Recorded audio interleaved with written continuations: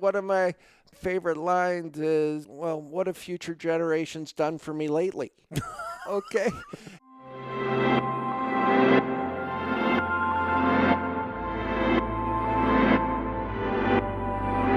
My name is Ben Charland. You're listening to What on Earth is Going On.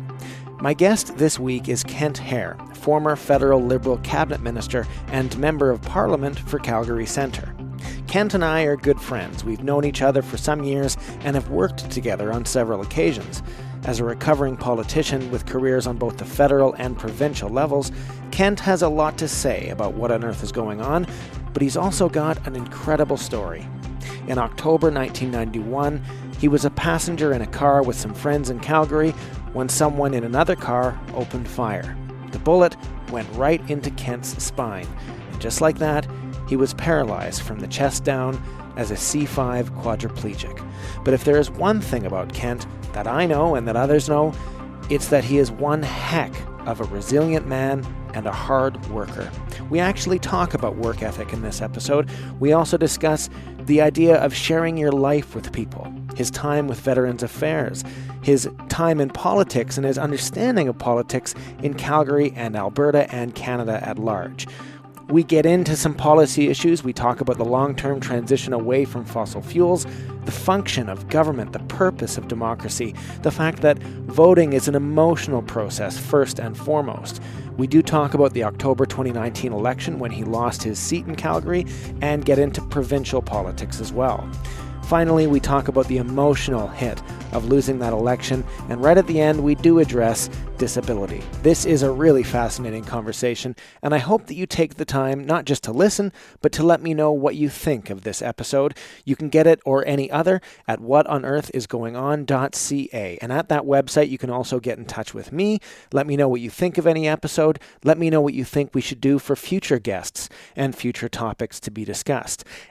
At that website, you can also get the show notes for this episode, so that's all the things that we referenced and discussed in the form of links or videos. Finally, if you like this podcast, I'd like you to do me a favor, give it a rating and a review on Apple Podcasts or whatever podcast provider that you use. You can also do the same thing on Facebook. As usual, get in touch, let me know what on earth you think is going on. Kent Hehr, at last, welcome to the podcast. Hey, Ben Charland, gentleman scholar, poet, playwright, podcaster. Wow. There you go. I'm not usually the one to get an introduction, so thank you for that. Well, Ben, I've known you for a long time. You are a Renaissance man. It's a thrill to be on your show. Well, I've been waiting for a long time to do this, and I got to say that usually, I think you're the first politician that I've talked to. I'm a recovering politician. Remember that? Well, and that's actually the important thing I wanted to mention, because I have a bit of a rule that I don't want to talk to people on the podcast who are currently elected. And the reason for that is I want to avoid the agenda that comes with being elected, right? When you're doing media as a politician, there's a need to shape the conversation and to achieve an objective. Whereas you and I have had many, many, many conversations without an objective, and I'm excited to chat. Not that we don't have an objective today, but I'm excited to chat with you without that pressure cooker. And I think you're right. Politicians have message discipline. Not that I was ever very good at it, but that was supposed to stay on topic, stay on what the goals and aspirations of what the government was trying to achieve. So you're perfectly correct on that. But I think, you say you didn't have good message discipline. I think you did. I just think that sometimes you didn't have the want for it. I think that you wanted to discard that. And I think that's what people liked about you when they voted for you, is that you were refreshing, honest, frank, and cut through the BS that often comes with politics, like we're talking about. Oftentimes what I tried to do was place myself in the shoes of the average Joe or Jane citizen in my community. What do they expect out of a parliamentarian? What are their issues? I tried to bring their voice to Ottawa, or to a situation, or to an answer I was giving to a media outlet, a pundit, or the like. And so I strived on doing that. I tried to connect with as many people as possible. And let's face it, Ben, the big reason for me being in politics was to help the poor, the sick, the disabled try to get a better shake in life through good government policy, because I see government as a force for good. But also, I got a big kick out of it. I got to share my life with people, to fully ingrain myself in the community, to be at the Christmas party, the school play, different things like that is what I really drive a sense of community from. And there's no doubt I will miss that element. Well, and for sure, because I think that's what you relished in the most as an MLA, MP, minister, was the representative aspect. Even when you were Minister of Veterans Affairs, the sense that you were representing and trying to find and understand the needs of veterans that you were serving, rather than trying to be the driver of some policy, but to represent and to share their lives and your own, and to find the connection point between. Well, of course, being the Minister of Veterans Affairs, it's a pretty awesome responsibility in the fact that you get to try and craft policy and be with our ill and injured soldiers, people who have defended the flag, who have gone above and beyond the call of duty to keep Canada safe and to go places like Afghanistan, places all around the world to defend our freedoms and to build a better global community. Because overarchingly, Canada has been on the right side of history when it comes to military involvement from our inception as a nation. So there's a bit of a segue there, and it gets us to the big question, Kent, and I wanted to ask you this, and I'm excited to ask you this question because I think in our many conversations before, you've always had an interesting answer. So, Kent, what on earth is going on?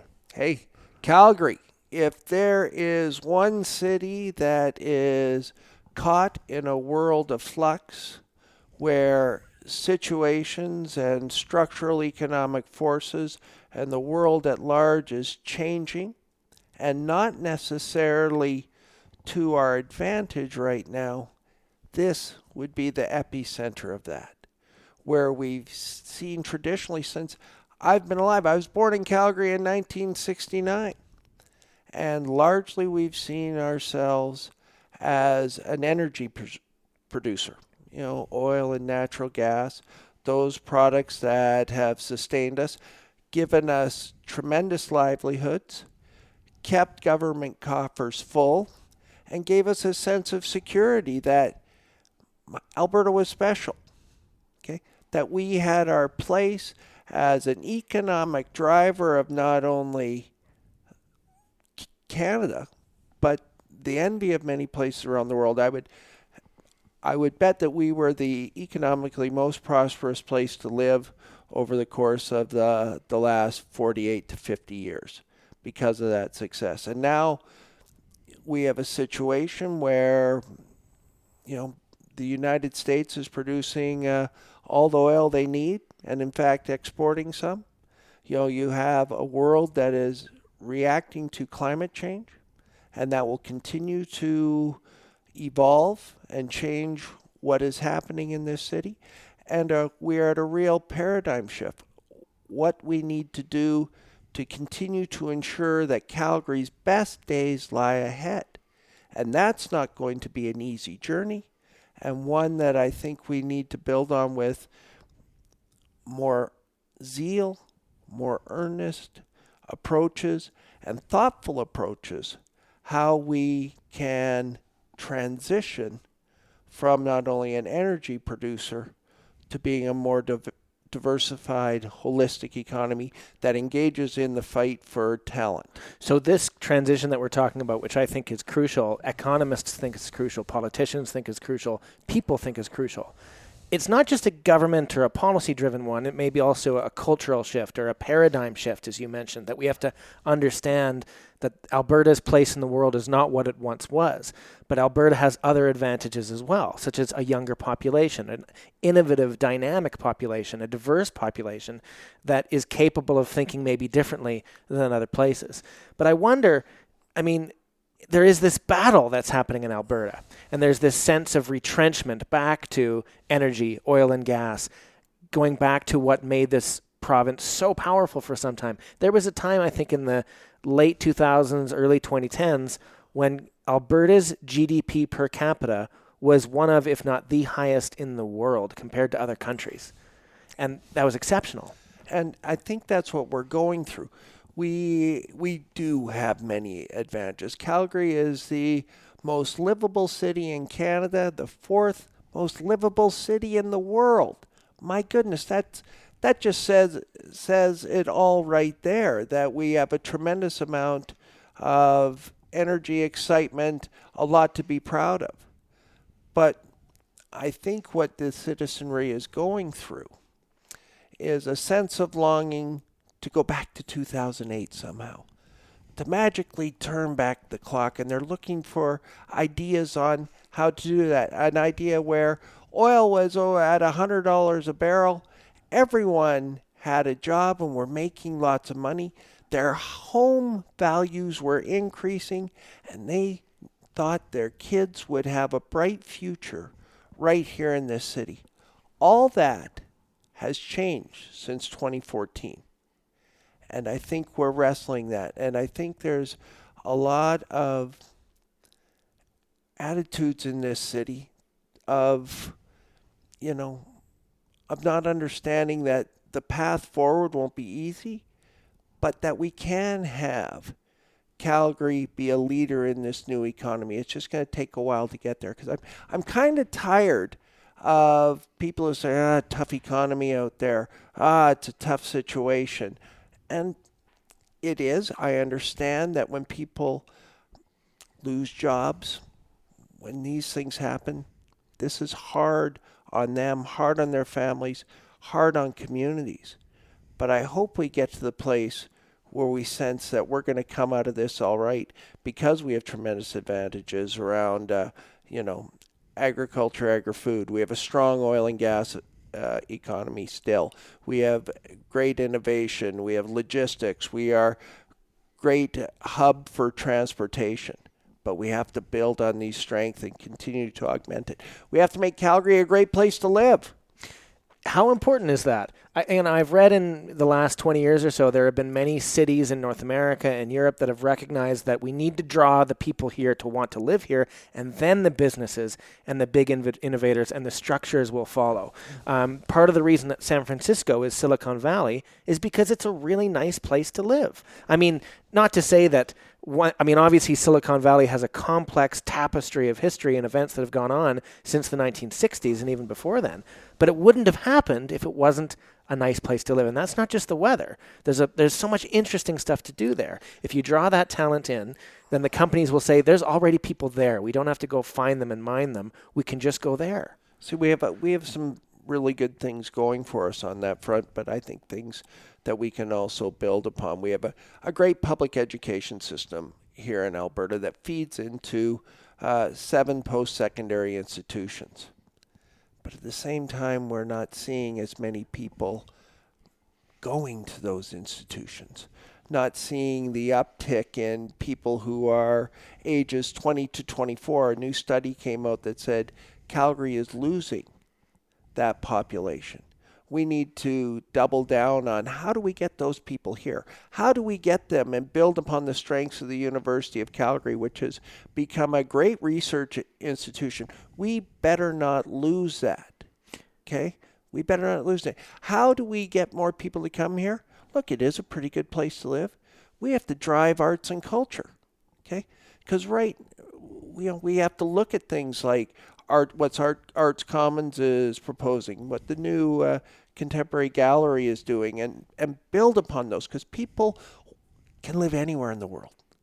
Okay, they can go work wherever they want to at the drop of a hat, but we want them to set down roots here, and part of that is creating that inclusive, diverse community that people have things to do in, that fits their lifestyle, because there is a war on talent, and people are moving and deciding with where they move. So let me ask you, there's one of the figments of this debate in Alberta for the last 6 years or so is that it's a boom-bust economy already. It's always gone up and then gone down and then gone back up, and we just have to deal with this for a few years before it goes back up again. And a lot of it is being hostage to the world price of oil. In the 1980s, that recession lasted for years, and it never turned into a boom again, really, until around 2005, 2006, after September 11th. And we can get into the geopolitics if we want to of that.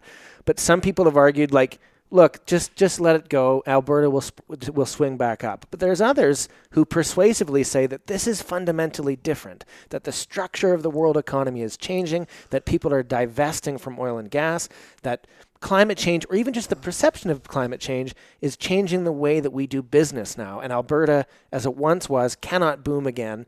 There's just no space for it. I think what you describe here is in the past, where governments would say, look, we are a boom and bust economy. Oil would go up or go down, world events would occur, and that was essentially the way Calgary was built from the time Turner Valley was discovered to where we are at the inflection point in 2014. Okay, I think you can say we can map that out with pretty fair certainty that it was difficult to diversify the economy because people always went back to oil and gas because it paid more. It made more sense to go back to that. So it was difficult to create that. But I think you're perfectly correct, and the pundits are perfectly correct, that this time it's different. Okay, we are in a long-term transition away from the use of fossil fuels. That will take some time, and there's no doubt that we will continue to have a good base business for a period of time. But I think it's also be clear that climate change is the overarching focus of more and more people, more and more governments, more and more companies. You saw the financial industry that really didn't give two hoots about climate change. They just wanted to make money. Well, you saw BlackRock Capital, which has $7.3 trillion under their investment, said companies and industries that don't take their climate change responsibilities seriously are headed to the dustbin. You had Jim Cramer of Mad Money. He was just on CNBC last week, and they asked him about ExxonMobil and BP. They were buying back shares or something that should be good news for shareholders. He said, look, these companies make money, but I won't own one of those stocks because I don't think long term they're gonna be valuable. I want things that other people are investing in. And you have so many institutions, whether they be their Norwegian Sovereign Wealth Fund, which is divesting, California, which is putting on rules and regulations around what they can invest in, and it deals with fossil fuel producing entities, that this is going to be a very difficult space, and the world is moving fast. And that creates a lot of fear in these parts. And I understand it. I feel it. I felt it when I door knocked over 100,000 doors. Okay? Because in my view, our party represented that change a little more. Do you buy the line that this package of despair and change for many people, this job losses or whatever, can just be reframed as opportunity? If you jump on it and do it in the right way, this is a chance to make money. It's hard when people have just lost their jobs, sure, have lost their livelihood, who have gone to school to get a petroleum engineering degree, and just they've been out of school 6 years and now find themselves, what am I supposed to do? And I think it's hard to see that right now. I think what needs to happen is leadership out of different levels of government to be doubling down on universities, on post-secondary institutions, on ensuring that kids have opportunities to learn coding, on ensuring we have smart cities and we're building up infrastructure, arts and culture to ensure we're engaging in that war on talent that is happening throughout the globe.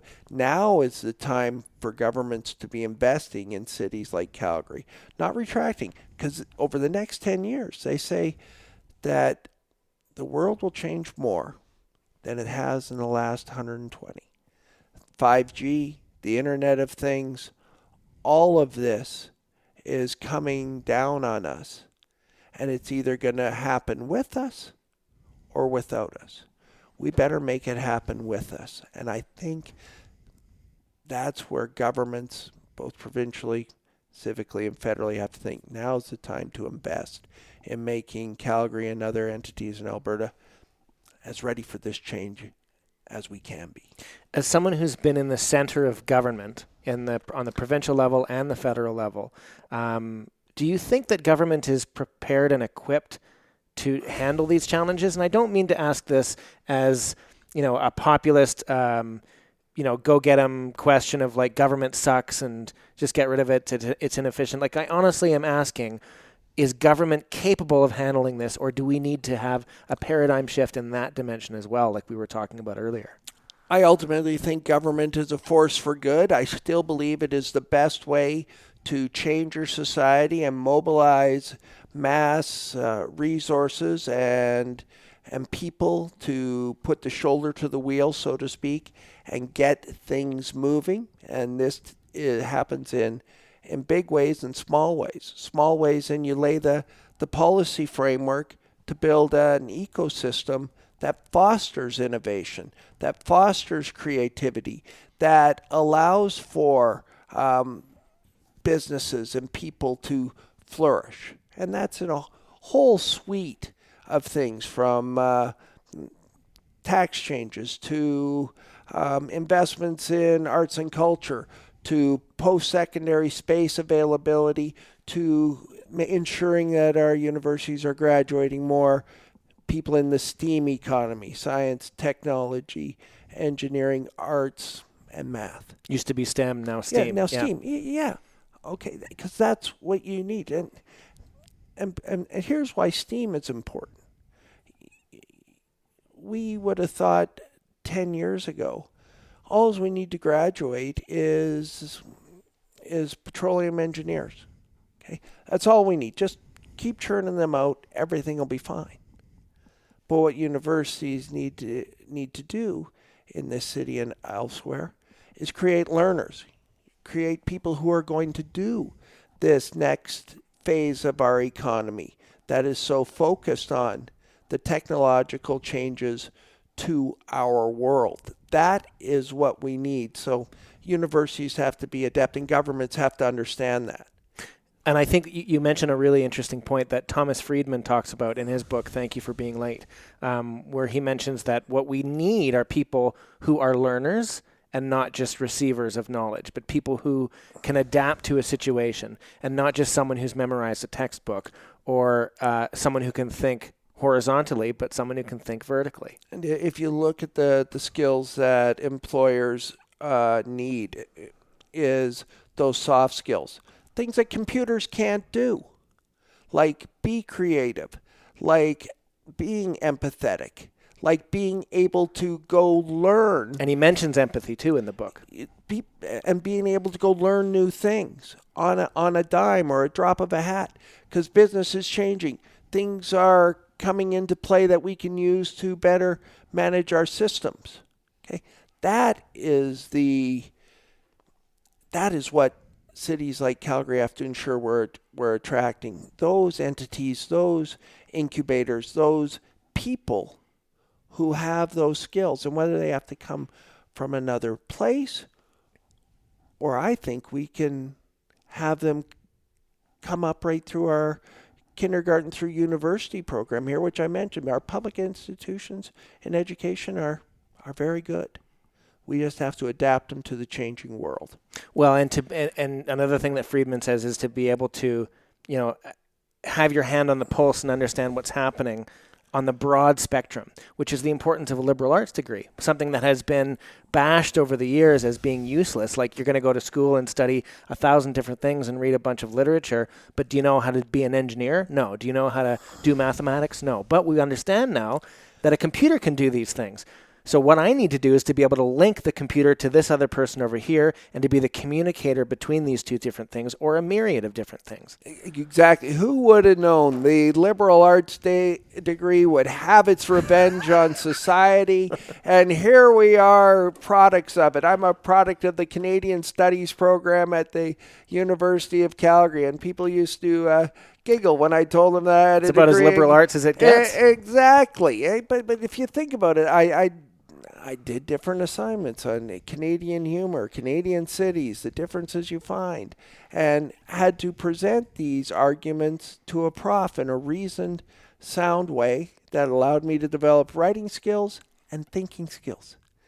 That's what the employers are looking for out there.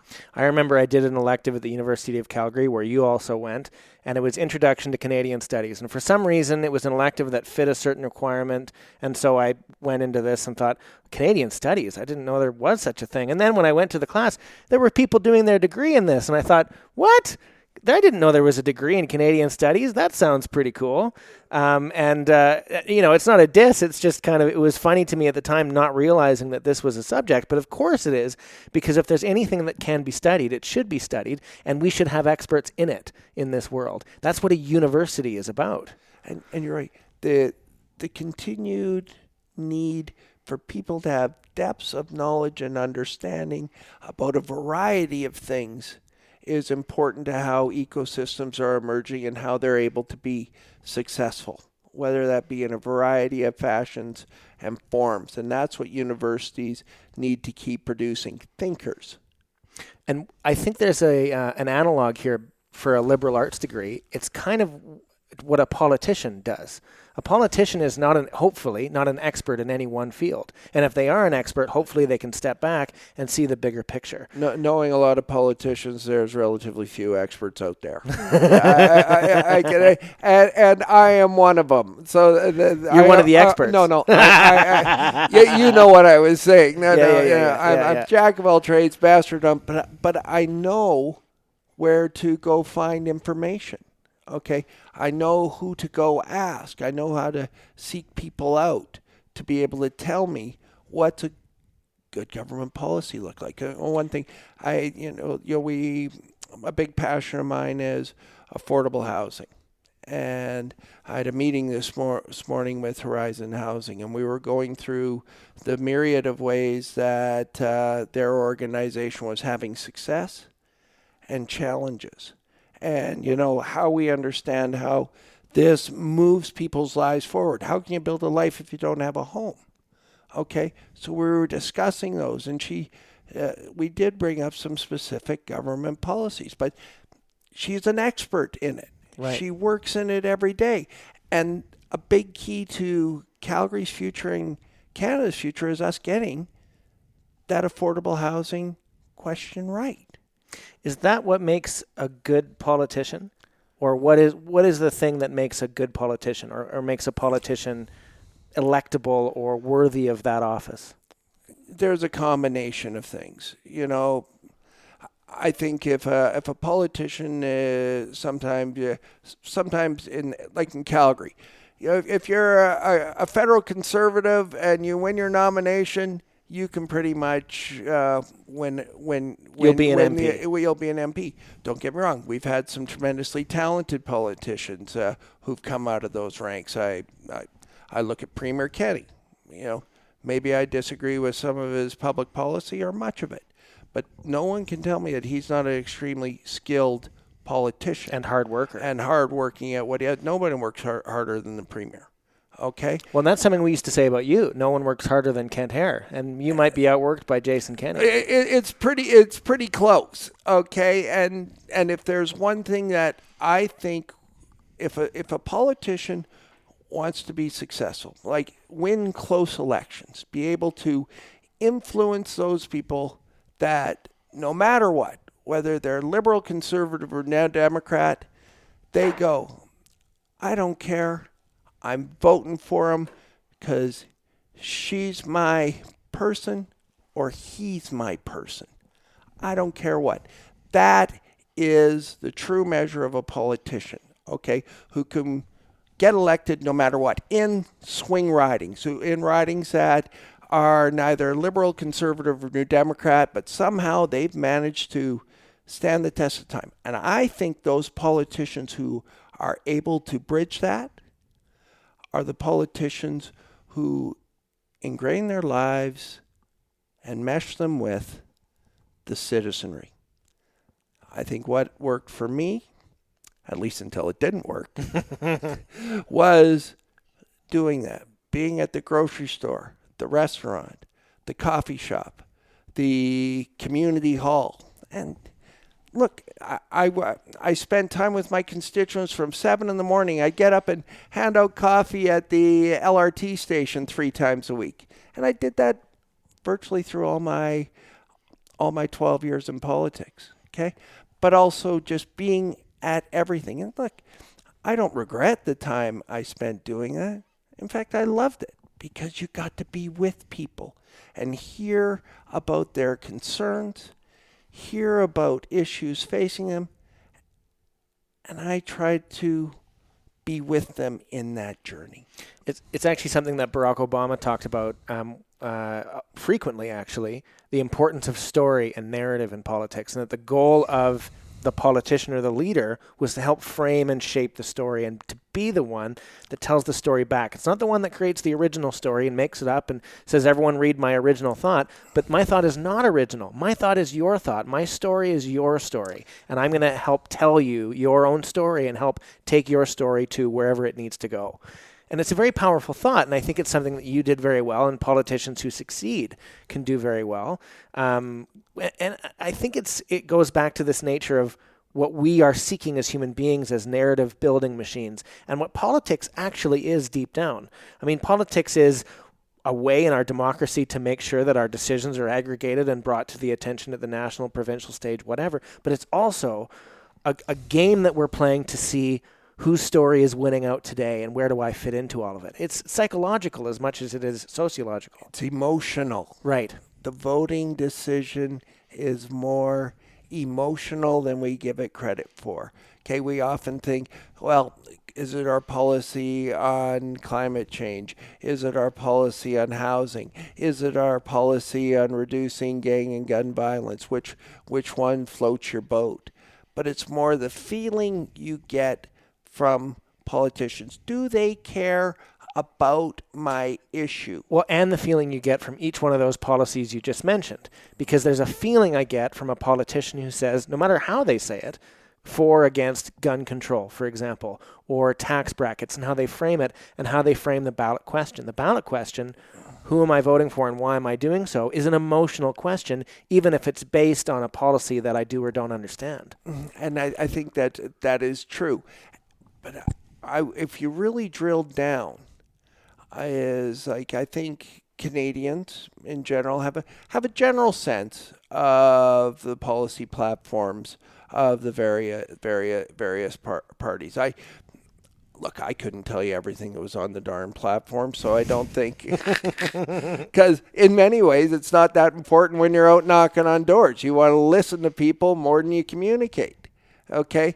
But it's how you make the citizen understand that you are going to take their voice to whatever platform you are elected to. Whether you're going to be your city councillor, I'm going to go slug for you and your family there. If I'm your MLA, I'm going to go slug for you and your family in the legislature. If I'm your member of parliament, I'm going to take your issue to caucus. I may not always win, but you are going to have a voice there.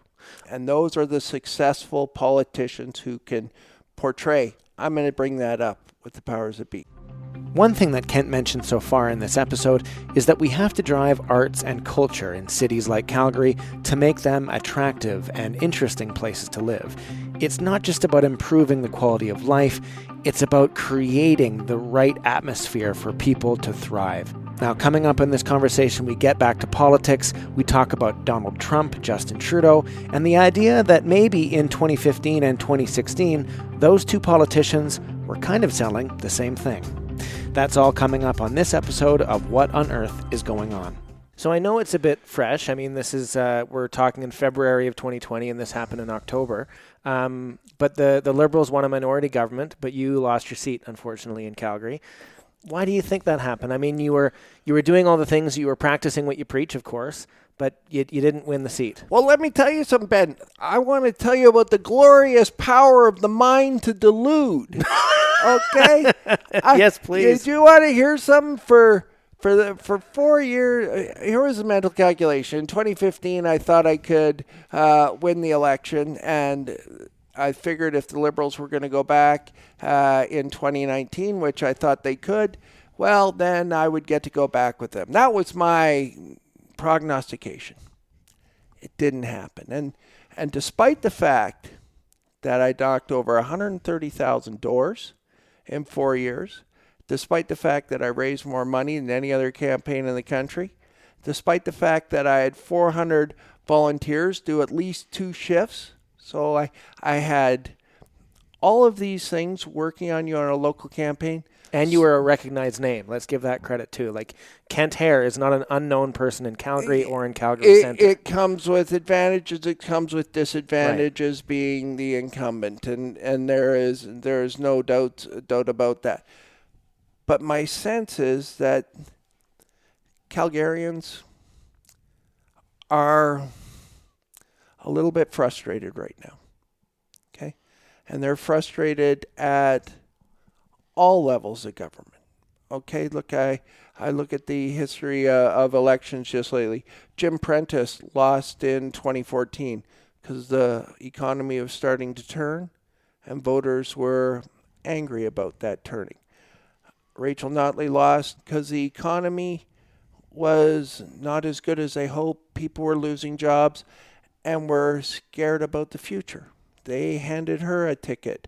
One-way ticket out of town. They did the same with federal Liberals. Okay? They said the people in power are the reason why we are not being as successful as we could be. Okay?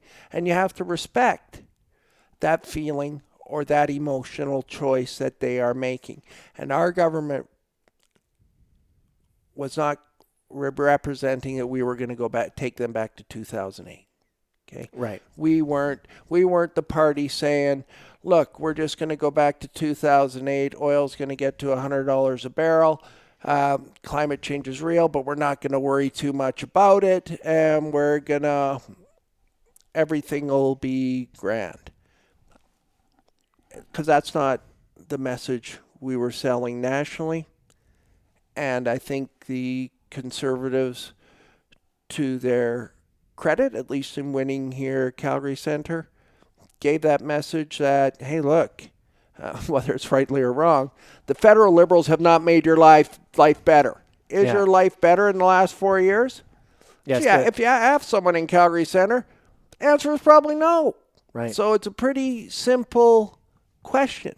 It's like Ronald Reagan's question, is your life better than it was 4 years ago? Yeah. And despite all the hard work, despite the fact that, in my view, and in particular what's happened lately with the decisions around BlackRock, the decisions around oil companies around these parts like CNRL, Cenovus, Suncor, all committing to being net zero emissions by 2050, that is significant, Ben. Okay? There is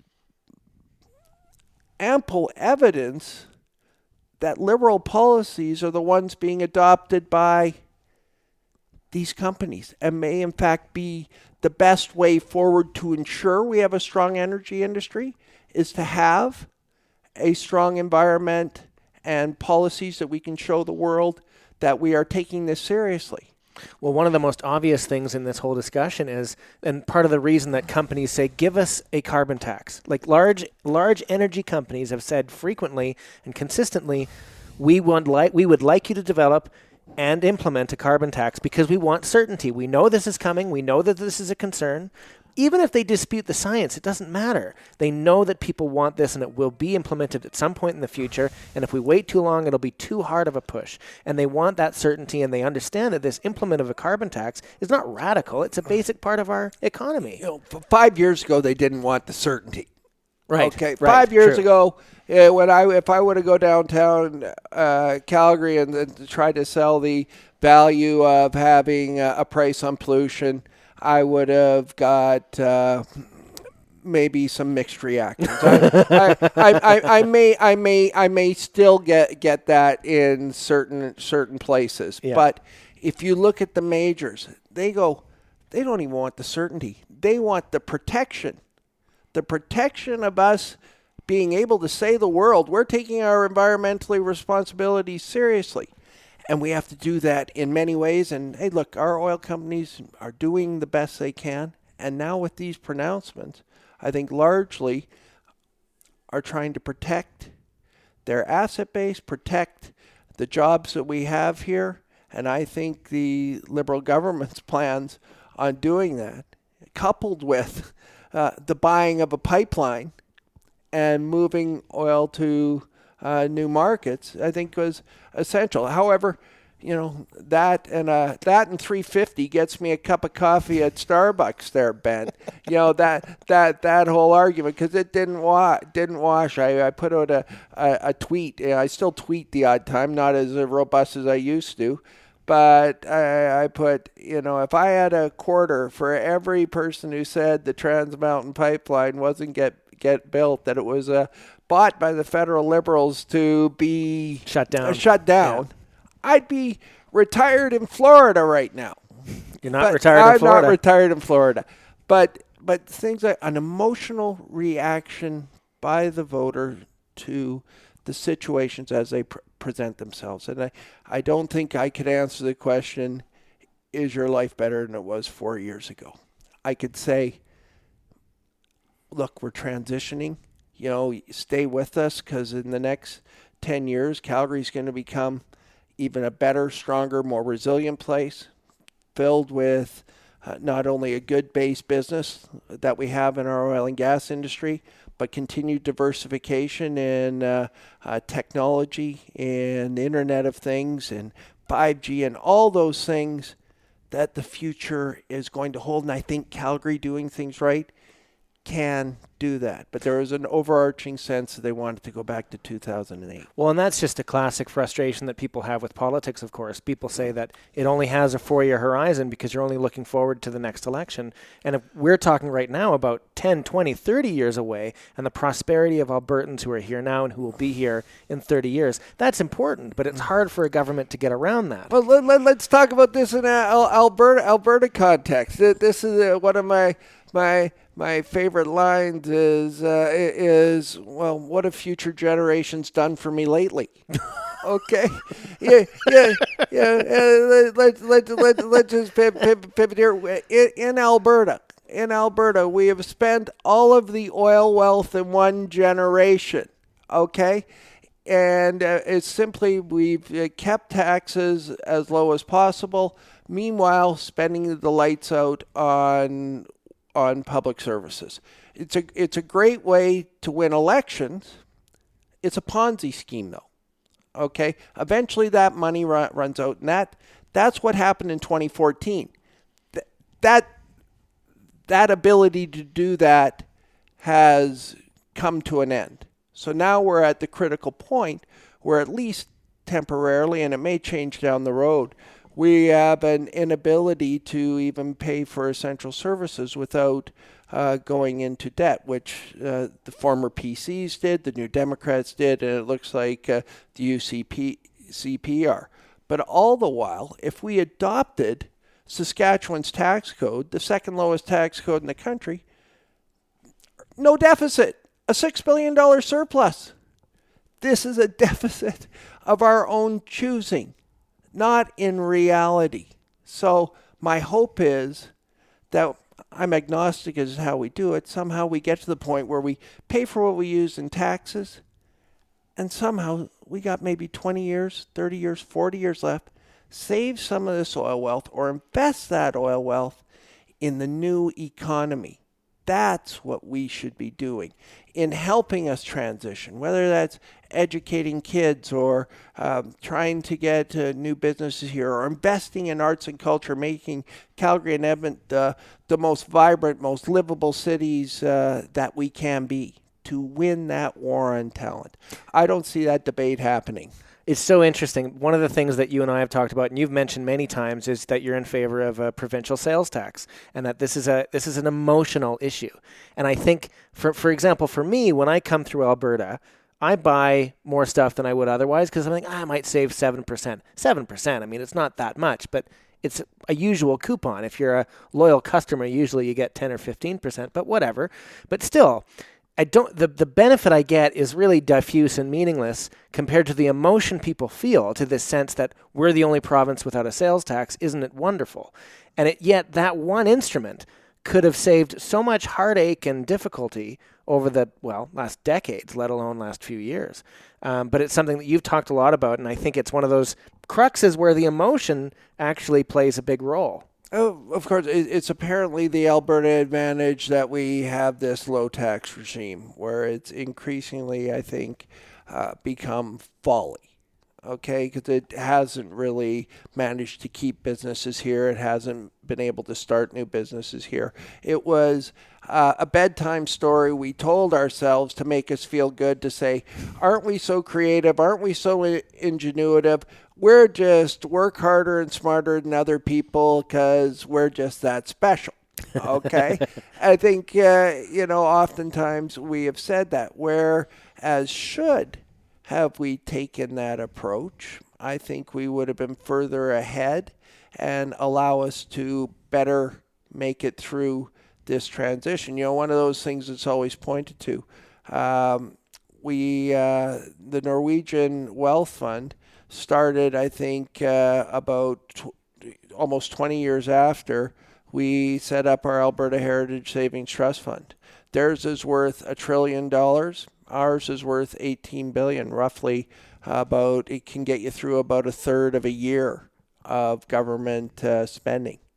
And yet those two regions have the same population. Norway and Alberta are about the same population. Yeah, and there's different structures and different strategies, but we made a choice that we said, future generations, what have you done for me lately? And said we're just going to reduce the taxes and spend the lights out. And it's I guess you can put on the rear view mirrors, but now we have to build from where we are.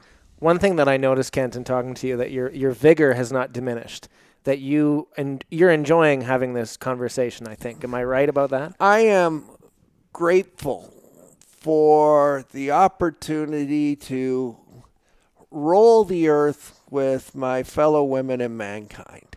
It is a thrill for me to be here. I am so grateful for the opportunities that have come my way, both the advantages of being Canadian. Heck, I won the lottery when I was born here in 1969. Look, even when I had my spinal cord injury when I was 21, I recognized what a blessing it is to have a public health care system, a university system that I was able to tie into that enabled me to rebuild my life, a social support network through the HSC program here that gave me a base standard of living to allow me to have some aspect of dignity, an aspect of hope. And to turn you, or to make you, as everyone else, into a productive member of society. Without a doubt. And I have so much to be thankful for the Canadian public. And let's be clear, to the citizens of this great country who have contributed to my success. Because this road to Hehr, where I am today, would not have been there but for us having government programs. Okay, an ability. I went into affordable housing. I was given that opportunity to have a place to live instead of staying in hospital. Okay, big step forward that I was able then to start school 11 months after being the victim of a drive-by shooting. Okay, 11 months later, because I had that transitional housing. Okay. Also, that base level of support. Couldn't have taken school without a base level of support under the Hehr program. And all of these things that allowed a person like me and many others like us a chance at success. And that's one thing that I'm not certain that we want to ensure that every Canadian, whether they're born of a rich family or one that struggles, whether they're able-bodied or have a disability, that they have a fair chance at success. And we're seeing that social contract, not only here but around the world, is becoming pulled at. And I think questioned in a way that it has not been questioned for, since the Second World War, that glorious 70-year period where it just seemed to be accepted. I'm going to tell you, you've heard this story, but others haven't. My dad was born in 1943 on the mean streets of Medicine Hat, Alberta. His parents didn't have much. Grandma worked at a grocery store and other entities like that. Grandpa was in and out of work at the flour mill and other places like that. But they owned their own home. My dad went to the library, went to the rink, went to the basketball court, played baseball with the community kids. In fact, he said, my life was very similar to the richest kid in school. Okay? He didn't feel poor because his opportunities were the same. Mm-hmm. Okay? He went to the same university as the richest kid in school. Their opportunities were the same, even though he grew up poor in Medicine Hat. We have to try and ensure that promise exists in Canada, and I'm hopeful that we're moving towards that understanding. It doesn't feel like that anymore, though. There is this whole question of economic inequality, which is growing, and it doesn't feel like anyone has anything in common with the richest person in town. They don't even go to the same school anymore, let alone play in the same basketball league. No, they don't go to the same school anymore. There's this mantra of choice in education where you have people going to private school and they're generally from rich families. Okay, so you have a bit of a hollowing out of the public school system. Is it a place where our communities mesh and build and see success in each other? You're losing some of that. You're seeing a rise in the wage gap between people at the very top and those who struggle, and where that wage gap, everyone in my dad's world in 1943 was within the same sort of postal code on how much opportunity they had in their lives. Okay? Right. That postal code is divergent depending on where you live, what your parents do, and your ability to succeed and navigate in the new world. And I think that has huge ramifications for Canada, for Alberta, Calgary, the whole world. This demographic shift, not just in terms of population, but in terms of income. And many economists and scholars have looked at this and said, this is, along with climate change, the crisis. Because if inequality gets to a certain point, if the Gini coefficient gets to a certain level, then you're not only seeing unfairness, but you're also seeing a fraying of society and societal structures itself. In other words, social systems that can no longer support, and people who will simply take to the streets, not to put too blunt of a point on it. And you see that playing out in various parts of the world. People, they don't see what's in it for them in being part of this society. What can I achieve? If the cards are so fundamentally stacked against me, the system is wrong and I'm not taking part in it. And in fact, I'm going to advocate for some craziness that may not actually be helpful in the long run, but they're so frustrated as to the situation they find themselves in. Or someone who just promises to break the system because at least that's better than keeping it going in some people's point of view. And you've seen that. I've listened to enough of your podcasts. We know that that was the message of Mr. Trump and what he was saying. And to a certain extent, don't get me wrong, Ben, if I was in the United States, I would not be voting Republican, just to be clear to those out there who are listening to this podcast. But what I understand is he was right in the sense that people on the margins, those who struggled, those in the who were firmly in the middle class, like those who are making decent money but always paycheck to paycheck, did not see their fortunes rise over the course of the last 40, 50 years. And that gets frustrating. And he tapped into that frustration. So we have to find a way to ensure that more people have more success. And that was actually similar. Trump's message was very similar to Justin Trudeau's message in 2015. They were selling the same thing. We're going to make life better for you. Okay? It hasn't changed. The middle class hasn't gone anywhere. We want to make life more affordable and better for you. You're going to have more opportunities with us than you are them. So essentially, then it's the implementation of government policy, which I think ours may be a little bit better than theirs, but maybe that's just me. It's a question I was alluding to before, but do you miss it? Do you miss the game of politics? I miss public policy that ensures that more people have more success and working in it day to day and crafting messaging and crafting an ability to go out and take it to the people I represent. Hey, the federal Liberals were investing in affordable housing. This is going to make our community stronger. Yes, I miss that part. But I also miss, Ben, I knew I could lose the last election. I knew that. But when I got home that night, I've recognized when the roads came in, I went in and did my concession speech and thanked all my volunteers and understood the momentous journey that we were on. But I woke up the next morning, gave a big hug to my wife, and we had a good talk and said, well, life goes on. But it really didn't hit me emotionally till I got 2 blocks away from the house. And a guy stopped me and said, Kent, I'm so sorry you're not my representative anymore. And I broke down because I knew how I was going to miss this. Okay, a little bit selfish. Okay.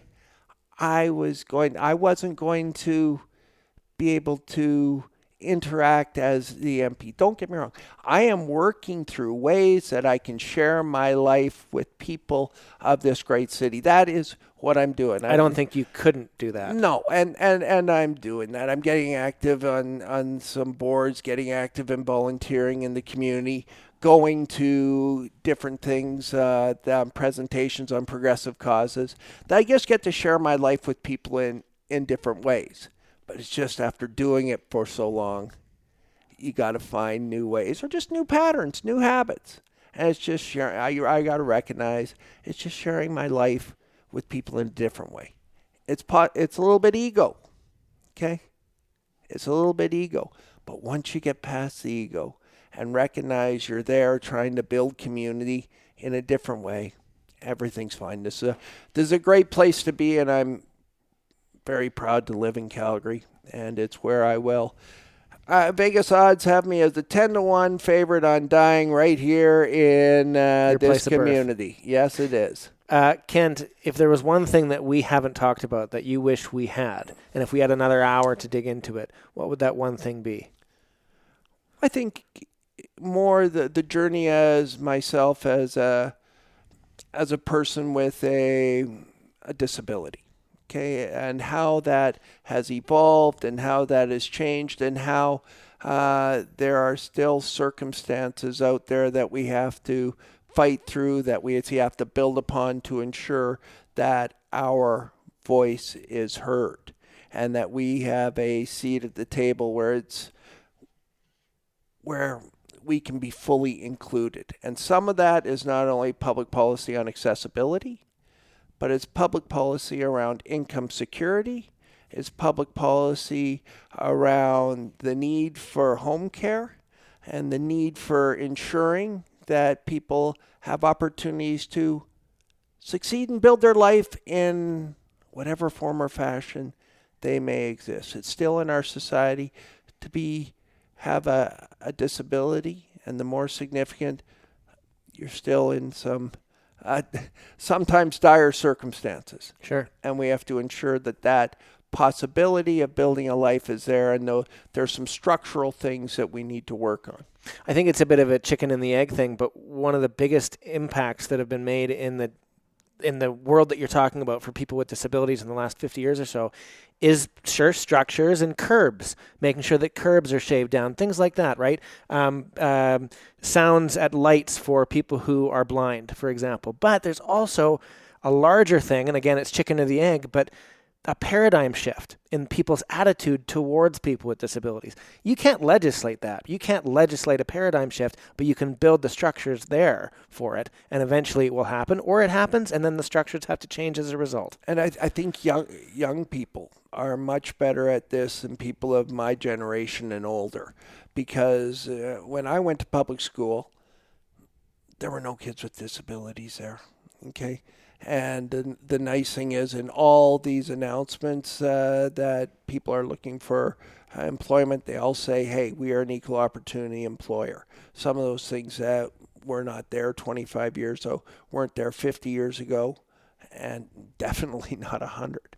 So we're breaking down certain barriers, but yet the complex nature of disability, it makes it frustrating sometimes for both the individual with the disability and the hurdle they're trying to get over. So we have to continue to work on this thing. At the same point in time, Ben, in my view, things are better than they were almost 30 years ago when I had my disability. And my hope is, like all things, that the arc to a moral universe bends towards justice. Yeah. And that's where I hope the disability movement continues to go. Kent, this has been a really great conversation. It's good to see you again, of course. Ben, this is great. It brought back the old days. We have to delve a little deeper into some things, but we'll wait till later to do that. Or we'll just press stop on the recording and continue to delve. There we go. Perfect. But not only because I know you, but also because you're an avid listener of the podcast. It's a real honor to have you on. So thanks, Kent. It's a thrill. To learn more about Kent Hehr, go to the website whatonearthisgoingon.ca. There you can find all previous episodes, as well as a way to get in touch with me by social media or by email. Let me know what you think of this episode or any other, and let me know what on earth you think is going on. Now, your quote of the week is from the Greek philosopher Plato. I find this quote quite relevant given the conversation and given the guest, Kent Hehr, a hard worker, someone who has chosen to be, every day, better than who he was before. The quote is, "Excellence is not a gift, but a skill that takes practice.